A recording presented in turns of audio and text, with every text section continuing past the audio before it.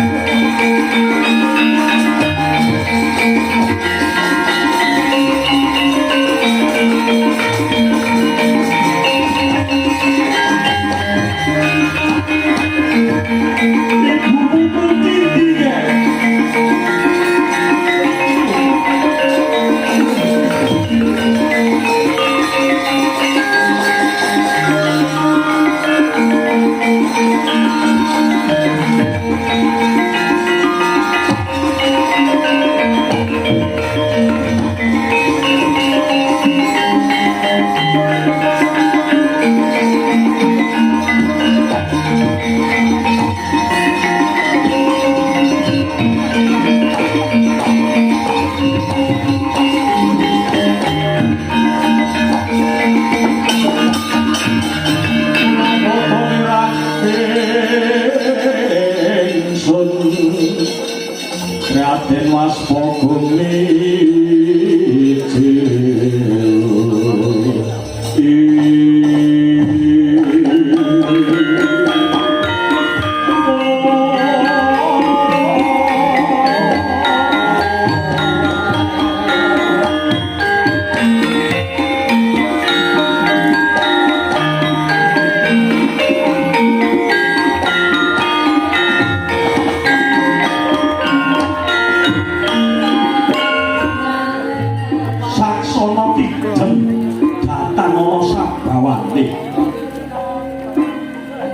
angin kaya mandeg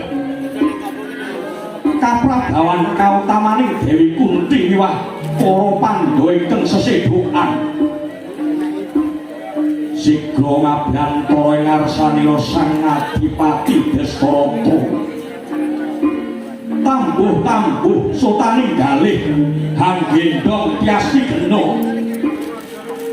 kagiat ing griya Sang Adipati Dasarata kaya arsa jolo yen to bisa bengok kaya bledak penajane tinarpa lamun to Pandhawa prateng lampus labet kobong dening latu bali golo-golo pandene maksih sineksen sugeng apalipun aduh Kunti anak Kunti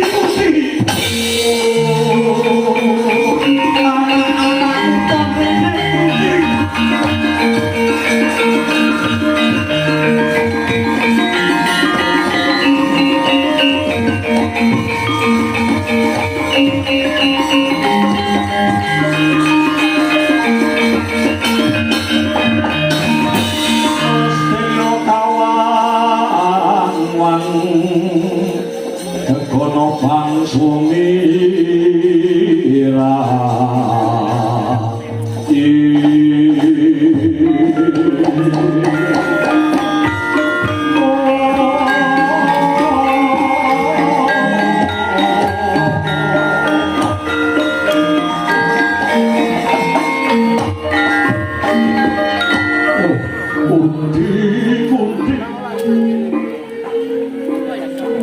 aku teko kene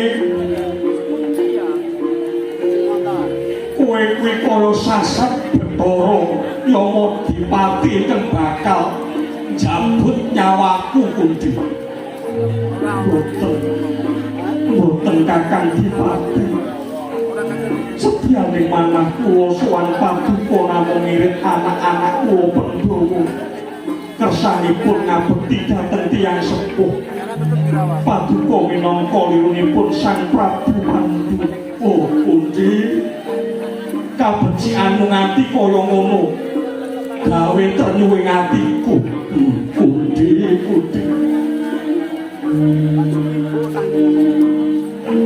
tujune anak-anakmu ora mati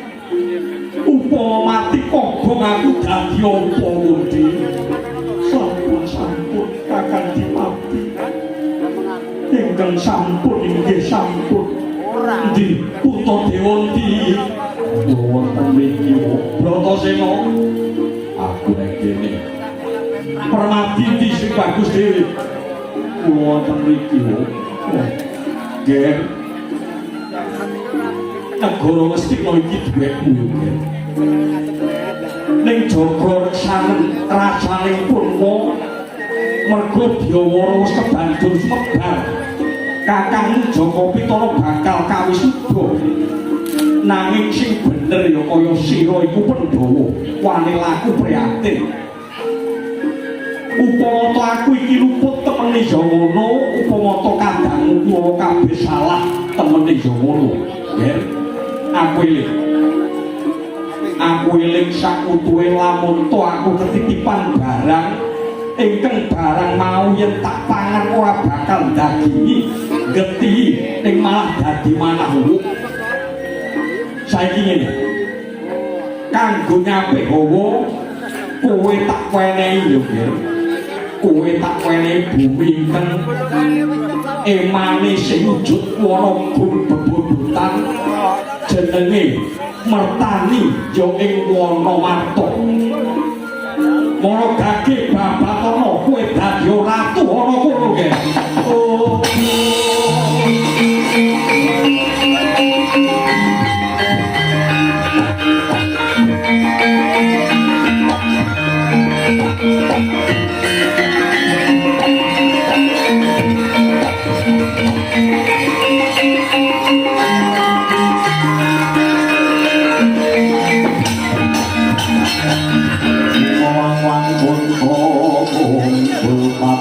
Bisayong gongkoro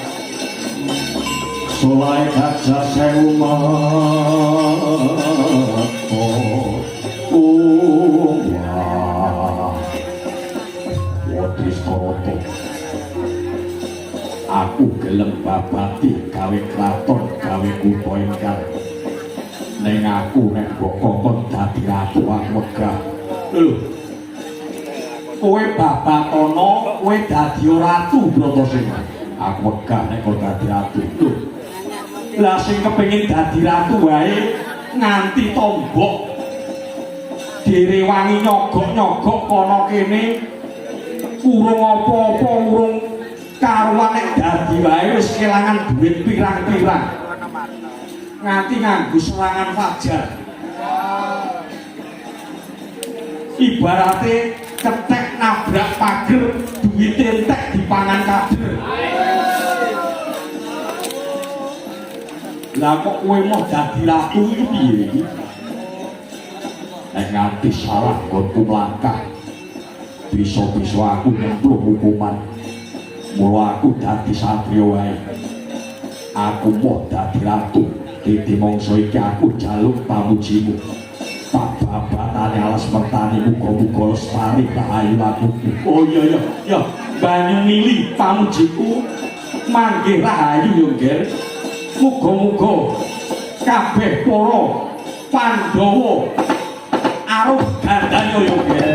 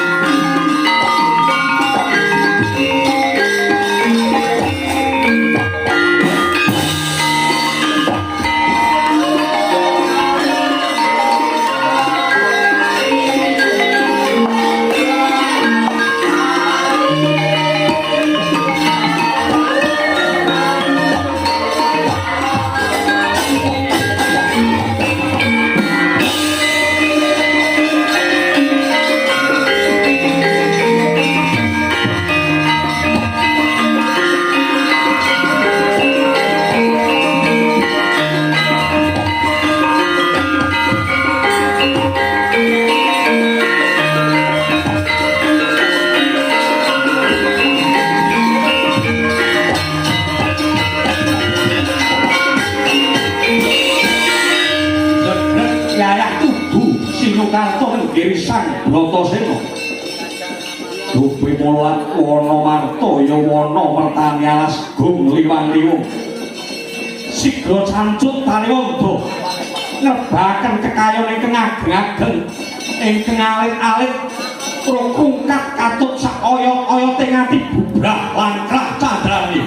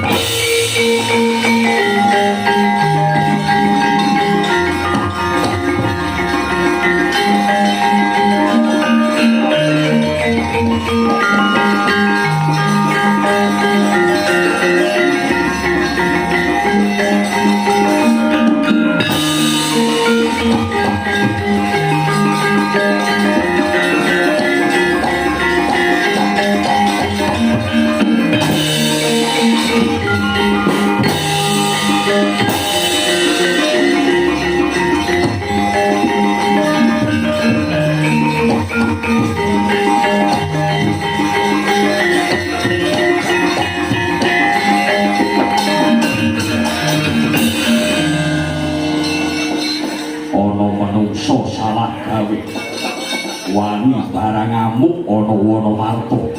parat soro nyawa kowe ketaman pedhut jala sutra tampar kencana dadi apa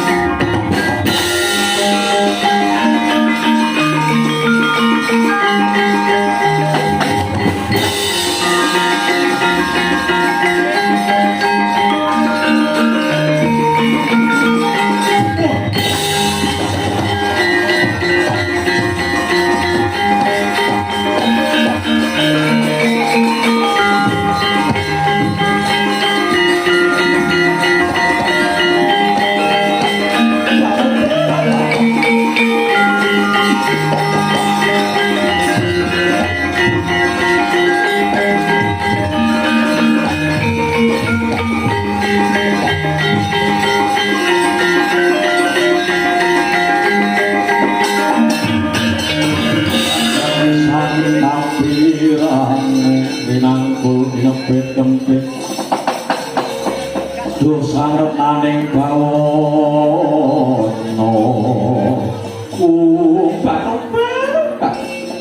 ora pati duga ana jebul ana madyane alas iki ana pedhut gembuleng batok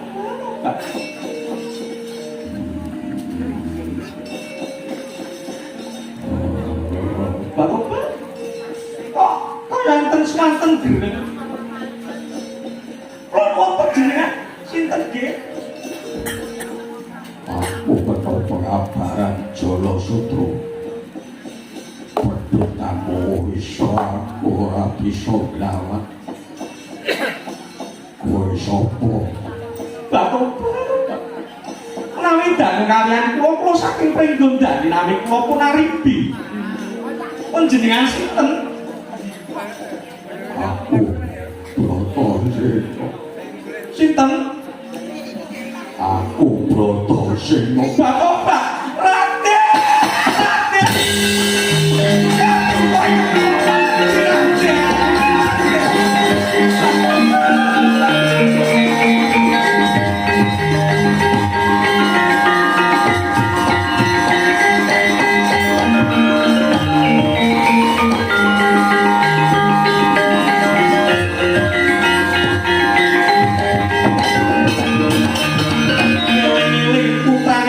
Tembuku siswaning Prabu Pandhu Dewayana mumpuni ingkang agal piwalembak komat kamit tutuke Dewi Arimbi ana daya pangariba ingkang mijil saking penajane hanempuh teng Jala Sutra kendang kapacundang waluya sang Bratasena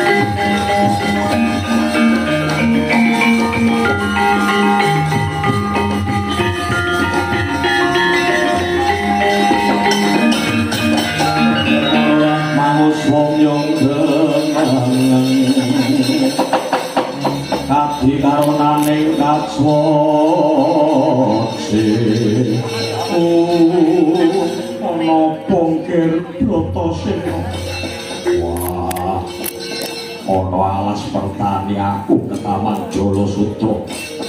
aku ora bisa obah ana wong saguh nulungi aku jenenge Arimbi bareng aku ditulungi Arimbi ora ana sing ana kono wewe batobat Raden lah kae wewene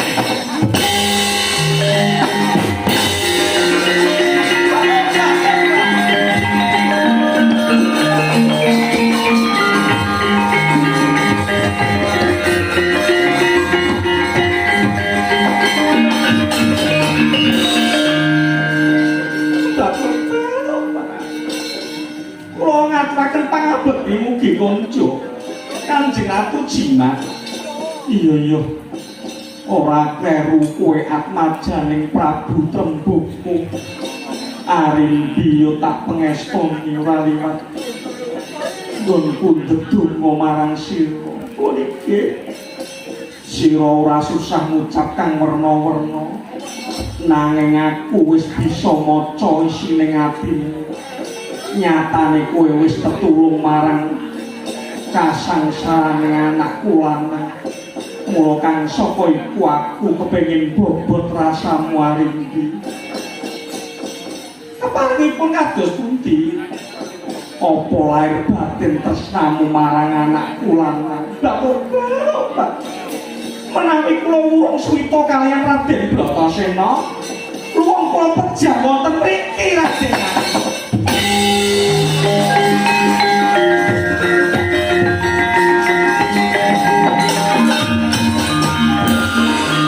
jagat nganti uripku sumpah Arimbi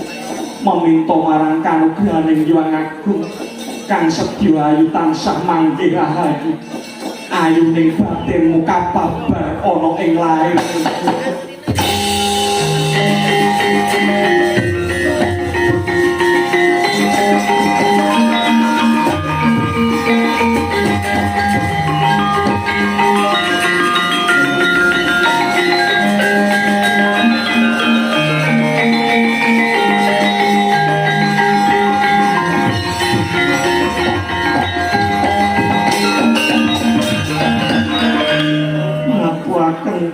panuwun Kanjeng Ibu iya nggih Bratasena gage kowe rene iki rabinen Bratasena iki Arimbi kang mitulungi kowe wah wegah aku kon rabi karo wong kaya ngono Rasudi Nyai Bratasena piye yen kowe moh kula kemawon Kakang Mas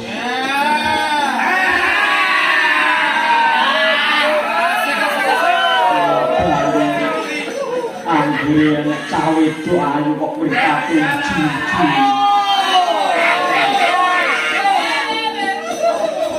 Bratasena gage kowe rene yo ngger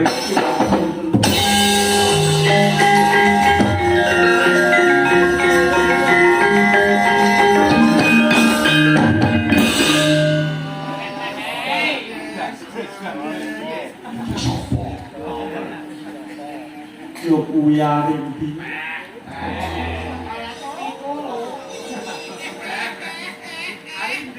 bau mengengeh kok malah cantik kowe gelem ora nek kowe ora gelem tak kene petruk wae joa nah iki aku gelem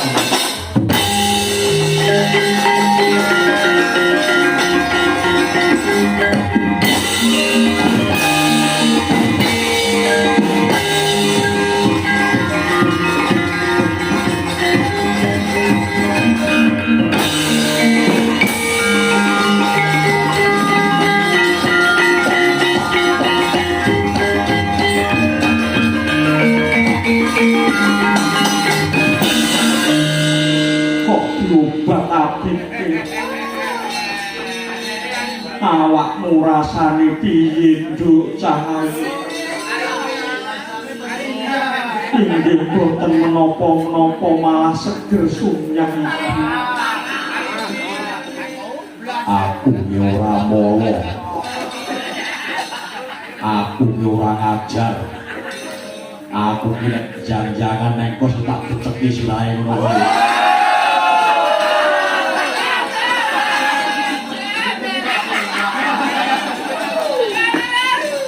Aku ki nek bercinta sirahe tak tutuki ngono wae.